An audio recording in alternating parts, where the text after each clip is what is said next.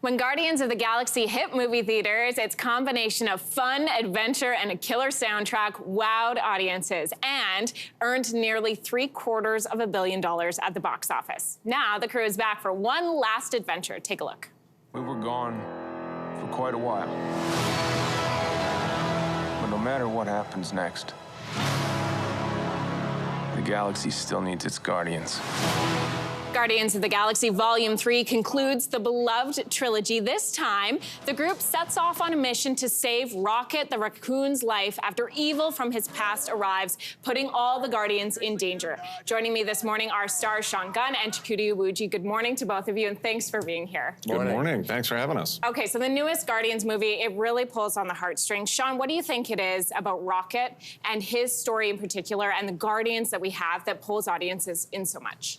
I just think that the characters in the Guardians movie are so well drawn, and I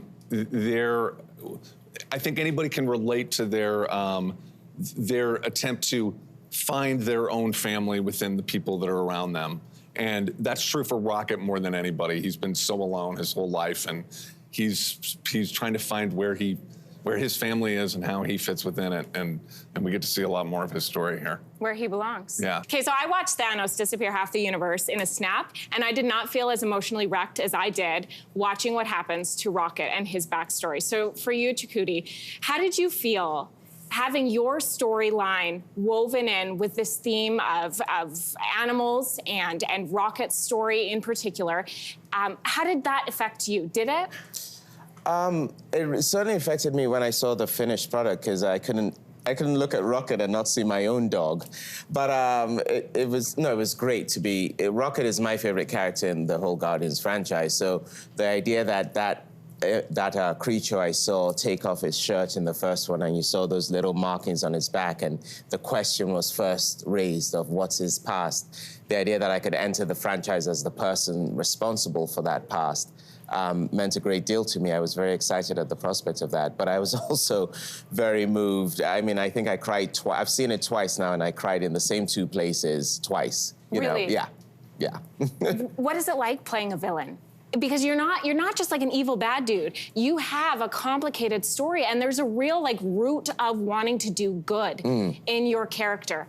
What is it like being the villain as opposed to the hero?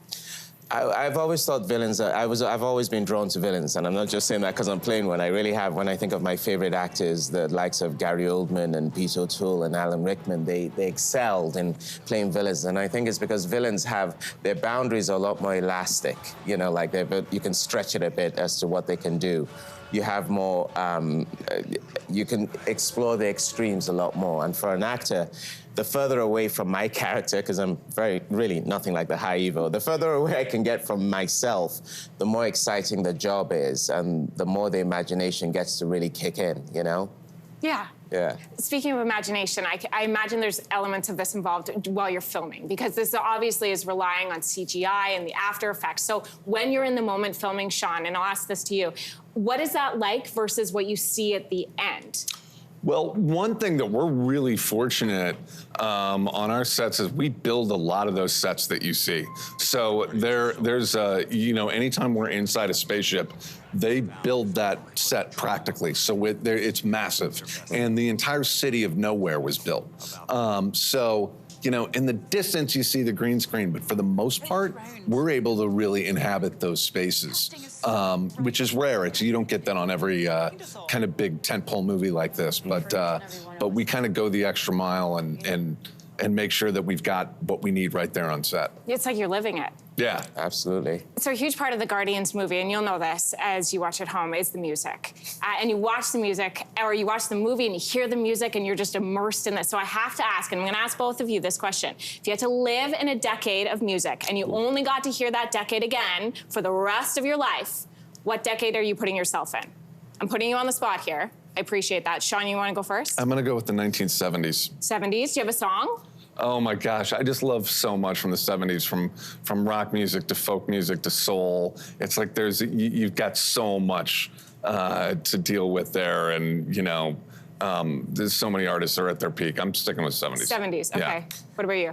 I'd have to go with the 90s. Most of the music we played at our wedding, and when you just want to get music together to get people happy. I felt the 90s was just really rich, you know. Everyone was redefining themselves. Even people that were in the 80s that disappeared for a while came back in the 90s. It was, you know, Salt and Pepper and all that. You know, Oh, so it was yeah. great. I love that. Yeah, you're wrong. It's the 70s, but good answer. You guys, it's great to meet you in real life. Thank you for the movie. Thank you for everything you brought to the table, and thanks for today. Thank you so much for Thank having you. us. Appreciate it. So Guardians of the Galaxy Volume 3 is now playing exclusively in theaters across Canada. Thanks again for being here. Thank you. Hey, thanks for watching. If you liked this, be sure to subscribe here, or you can check out more Your Morning videos right here.